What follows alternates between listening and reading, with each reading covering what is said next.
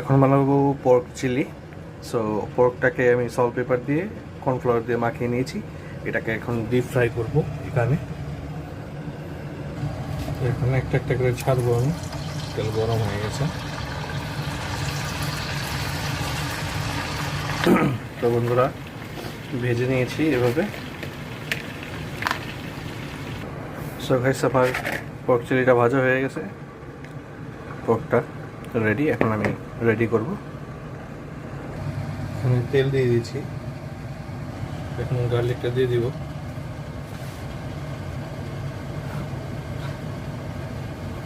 Chinese বলতেই garlic use করতেই হবে, মাস্ট বি। কারণ গার্লিক ছাড়া চাইনিজের কোনো টেস্ট ওরকম আসবে না। গার্লিক এমন একটা ইনগ্রিডিয়েন্টস, তো এটা চাইনিজ খাবারের সুস্বাদুটা বাড়িয়ে দেয়, ফ্লেভারটা বাড়িয়ে দেয়। তো এইভাবে কতক্ষণ আমি সতে করে নেব গার্লিকটা। তো আমার গার্লিকটা সতে হয়ে গেছে। তো এখন পেঁয়াজ দিয়ে দেবো আর কাঁচামরিচ।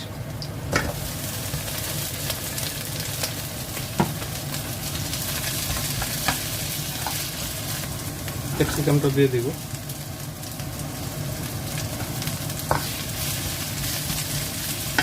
এখন দিব হচ্ছে লবণ পরিমাণ মতো, অল্প দিয়েছি যেহেতু সয়া সস ইউজ করবো এটার মধ্যে। আর সাদা গোলমরিচ,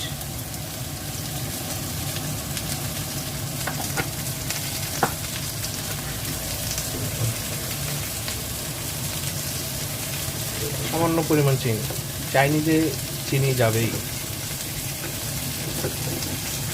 না হলে আপনার টেস্ট আসবে না।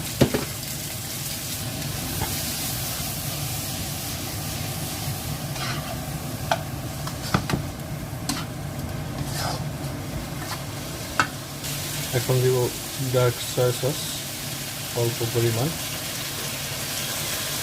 এখন দেব চিলি সস।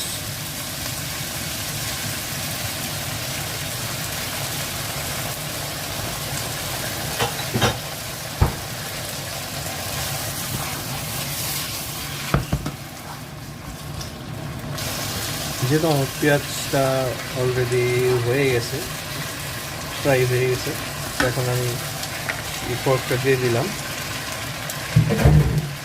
তো এটাকে কিছুক্ষণ আমি কুক করবো এইভাবে।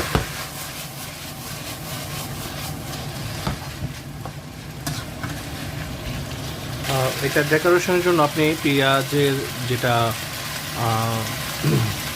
পেঁয়াজ পাতা যেটা, এটা আপনি